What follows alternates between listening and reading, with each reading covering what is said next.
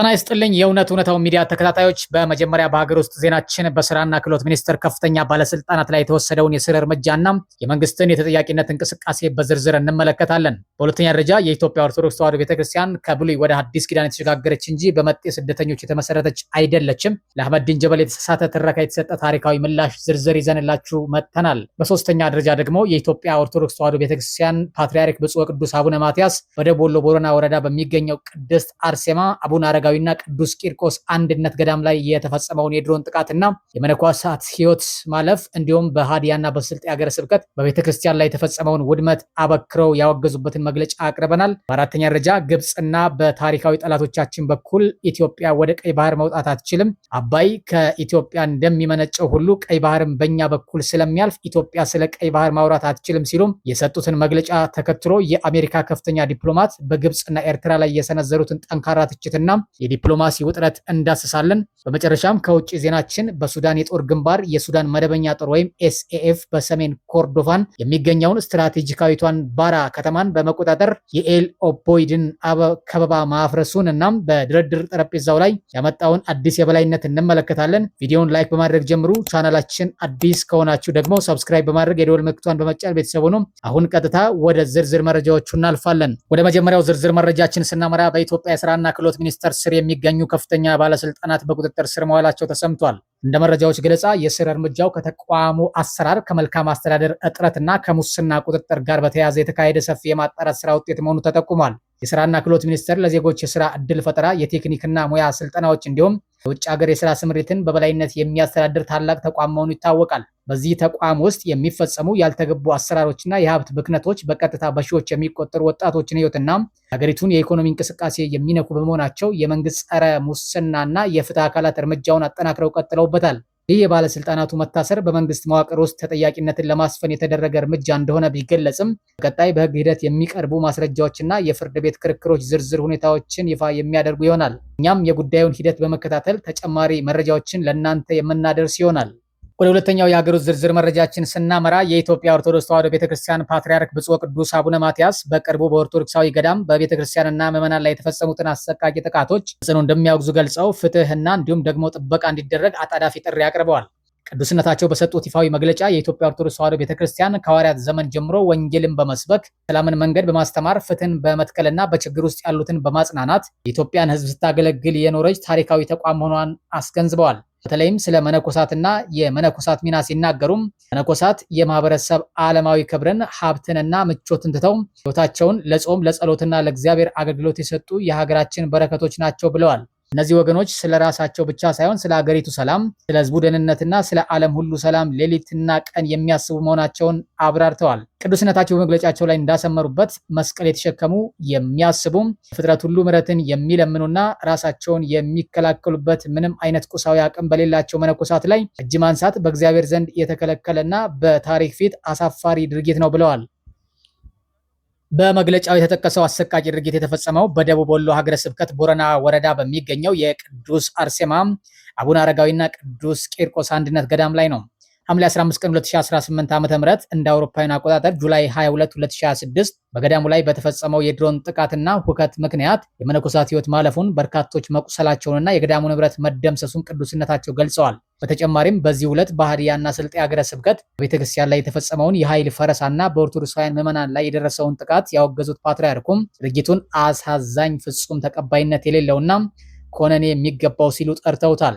በመጨረሻም ቅዱስነታቸው የሚመለከታቸው የመንግስትና የህግ ማስከበር አካላት የሰው ልጅ ክብር የመጠበቅና የህግ የበላይነትን የማስከበር ኃላፊነታቸውን እንዲወጡ፣ ጥቃቱን የፈጸሙ አካላት በህግ እንዲጠየቁ፣ ለተጎዱት አስፈላጊው ሰብአዊ እርዳታ እንዲደረግና ለገዳማት አበክሮ ጥበቃ እንዲደረግ ጥሪ አቅርበዋል።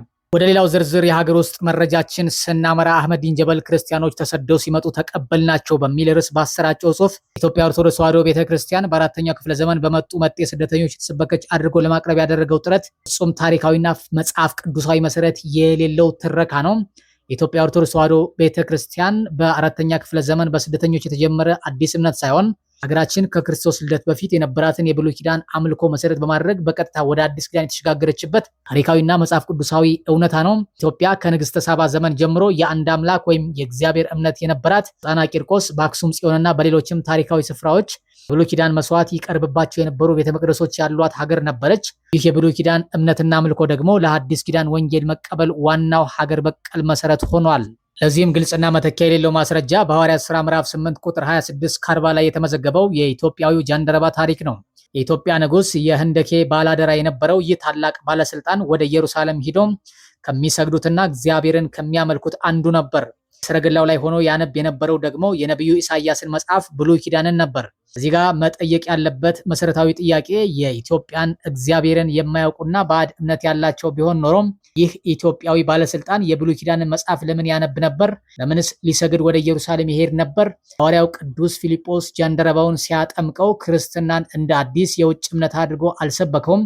ይልቁንም ያነበው የነበረውን የብሉይ ኪዳን ትንቢት ወይም ኢሳይያስ 53 መሰረት አድርጎም ትንቢቱ በኢየሱስ ክርስቶስ ተፈጸመ ብሎ በማስረዳት ከብሉይ ኪዳን ወደ አዲስ ኪዳን እንዲሸጋገር አደረገው እንጂ ጃንደረባውም ደስ ብሎት ወደ ሀገሩ ተመልሶ የክርስቶስን ወንጌል በሀገሩ አስተምሯል። ይህ የሚያሳየው ክርስትና በኢትዮጵያ በ330 ዓመተ ምህረት በመጤ ስደተኞች የተሰበከ ሳይሆን ከወንጌል መባቻ ከአንደኛው ክፍለ ዘመን ጀምሮ በራሳቸው በኢትዮጵያውያን አማካይነት የገባና ከብሉይ ኪዳን እምነታችን ጋር የተያዘ ሀገር በቀል የእምነት ሽግግር መሆኑን ነው። በአራተኛው መቶ ክፍለ ዘመን በአባ ሰላማ ከሳቴ ብርሃን ወይም ፍሬምናጦስ አማካኝነት የተከናወነው ተግባርም ክርስትናን አዲስ እምነት አድርጎ ማምጣት ሳይሆን ጃንደረባው ዘመን ጀምሮ በሀገር ውስጥ ይንቀሳቀስ የነበረውን የሐዲስ ኪዳን እምነት አክሱም ቤተመንግስትና በህዝቡ ዘንድ ይፋዊ የሀገር መንግስት ሃይማኖት እንዲሆን የማደራጀትና የማጠናከር ስራ ነው። ፍሬምናጦስም ቢሆን የመጣው በስደት ሳይሆን በባህር ጉዞ አደጋ ምክንያት አክሱም ገብቶ በአክሱም ቤተመንግስት ያደገም የንግስትና የንጉስ ኢዛና አማካሪና አስተማሪ የነበረ ሰው ነው። ስለሆነም የኢትዮጵያ ኦርቶዶክስ ተዋሕዶ ቤተክርስቲያንን ከብሉይ ኪዳን እስከ አዲስ ኪዳን የዘለቀች ሀገሪቱን ፊደል፣ ህግ፣ ስልጣኔና የመንግስታዊ መዋቅር የገነባች ሀገር ምሰሶ እንጂ በመጤ ስደተኞች የተመሰረተች አይደለችም። የጋራ ሀገር ለመገንባት በሚደረግ ጥረት ውስጥ የሀገሪቱን ታሪክ፣ የቤተክርስቲያኗን መሰረታዊ ታሪክ ሚናና ሀገር የመስራት ታሪኳን በማደብዘዝ ወይም መጤ በማለት የሚደረግ አካሄድ ታሪካዊና መጽሐፍ ቅዱሳዊ እውነትነት የሌለው ለጋራ አብሮነትም የሚጠቅም አይደለም። አሁን ደግሞ በዛሬው መረጃችን ከፍተኛ ትኩረት ወደ ሳበው የቀጠናችን የዲፕሎማሲ ውጥረት እንሸጋገር። በቅርቡ ከካይሮና ከአስመራ በኩል የተሰሙ መግለጫዎች የምስራቅ አፍሪካን የፖለቲካ አየር አጣብቂኝ ውስጥ ለውታል። ግብፅና ታሪካዊ ጠላቶቻችን ኢትዮጵያ ወደ ቀይ ባህር ልታደርገው የምታስበውን ማንኛውንም እንቅስቃሴና የታሪካዊ የባህር በር መብት ጥያቄን በሚመለከት ጠንካራ መግለጫ አውጥተዋል። ሁለቱ ሀገራት ባወጡት መግለጫም ኢትዮጵያ ወደ ቀይ ባህር መውጣት አትችልም፣ አባይ ከኢትዮጵያ እንደሚመነጨው ሁሉ ቀይ ባህር ደግሞ በእኛ ድንበርና በደሴቶቻችን በኩል የሚያልፍ በመሆኑ ኢትዮጵያ ስለ ቀይ ባህር ጉዳይ የማንሳትም ሆነ የመደራደር መብት የላትም የሚል አቋም አንጸባርቀዋል። ይህንን የግብፅና ኤርትራን የተቀናጀ አቋም ተከትሎ ግን አሜሪካ ጉዳዩን በቀጥታ በመቃወም ጣልቃ ገብታለች። የአሜሪካ ከፍተኛ ዲፕሎማት በሰጡት ይፋዊ መግለጫ በግብፅና በኤርትራ አቋም ላይ ጠንካራ ትችታቸውን ሰንዝረዋል። አንደኛ፣ ቀይ ባህር የዓለም አቀፍ የንግድ መስመርና የሁሉም ቀጠናዊ ሀገራት ስትራቴጂካዊ ደህንነት የሚነካ እንጂ የአንድ ወይም የሁለት ሀገራት የግል ንብረት ሊሆን እንደማይችል አሳስበዋል።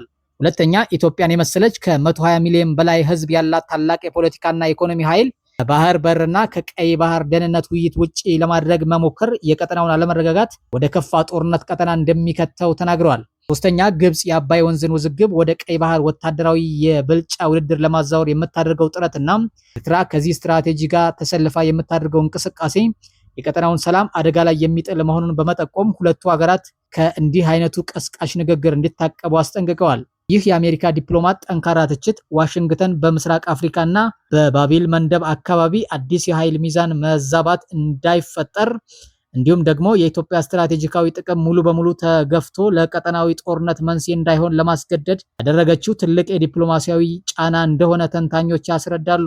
አሁን ደግሞ ከውጭ ዜናችን ወደ ሱዳን የጦር ግንባር እንለፍ። በሱዳን አጠቃላይ የጦርነቱን አቅጣጫ የሚቀይር ታላቅ ወታደራዊ ስኬት ተመዝግቧል። የሱዳን መደበኛ ጦር ወይም ኤስኤፍ ከአጋር ኃይሎች ጋር በመሆን በሰሜን ኮርዶፋን የሚገኘውን ስትራቴጂካዊቷን ባራ ከተማን ሙሉ በሙሉ በቁጥጥር ስር አውሏል። የዚች ከተማ በቁጥጥር ስር መዋል በወታደራዊ ሳይንስ ትልቅ ትርጉም አለው። አንደኛ፣ የኤል ኦቦይድ ከበባ መፈታት። ኤል ኦቦይድ ለወራት ያህል በአርኤስኤፍ ተከባ የነበረች ሲሆን የባራ መያዝ የአርኤስኤፍን የአቅርቦት መስመር በመቁረጥ ለከተማዋ ትልቅ የእፎይታ እስትንፋስ ሰጥቷል።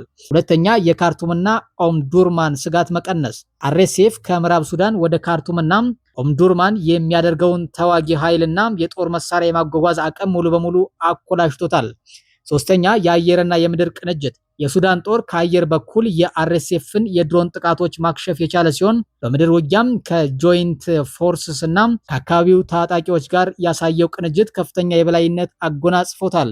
ይህ ድል ጀነራል አልቡርሃን በድርድር ጠረጴዛ ላይ ያላቸውን አቋም ያጠናከረላቸው ሲሆን አሁን ባለው ሁኔታ ኤስኤኤፍ በድርድር ላይ ለአርኤስኤፍ ምንም አይነት የፖለቲካ ወይም የወታደራዊ ጎን ለመስጠት ፍላጎት እንደሌለው ያሳያል። በተጨማሪም የባራ መያዝ ለተጎዱ የኤልኤ ቦይድ ነዋሪዎች ሰብአዊ እርዳታ እንዲገባ ትልቅ እድል ከፍቷል። የተወደዳችሁ የቻናላችን ተከታታዮች የዛሬው ሰፊና ዝርዝር የዜና መርሃ ግብራችን እነዚህን አበይት መረጃዎች ይመስል ነበር። በስራና ክህሎት ሚኒስቴር ባለስልጣናት መታሰር፣ ብፁዕ ወቅዱስ አቡነ ማትያስ በገዳማት ላይ በተፈጸመው ጥቃት ላይ በሰጡት መግለጫ፣ በግብፅና ኤርትራ የቀይ ባህር አቋም ላይ የአሜሪካ ዲፕሎማት በሰጡት ጠንካራ ትችት፣ እንዲሁም ደግሞ በሱዳን ጦር በኩል እየታየ ባለው አዲስ የወታደራዊ የበላይነት ላይ ያላችሁን ሀሳብና አስተያየታችሁን ከታች በኮሜንት መስጫ ሳጥኑ ላይ አስፍሩልን። ቪዲዮን ላይክ እና ሼር በማድረግ ለሌሎች እንዲደርስ አድርጉም። ለቻናላችን አዲስ ከሆናችሁ ሰብስክራይብ በማድረግ ሁሌም ፈጣንና ታማኝ እውነተኛ መረጃዎች ቀድመው እንዲደርሷችሁ ይሁኑም። በሌላ መረጃዎች እስክንገናኝ ድረስ መልካም ጊዜ ይሁንላችሁ።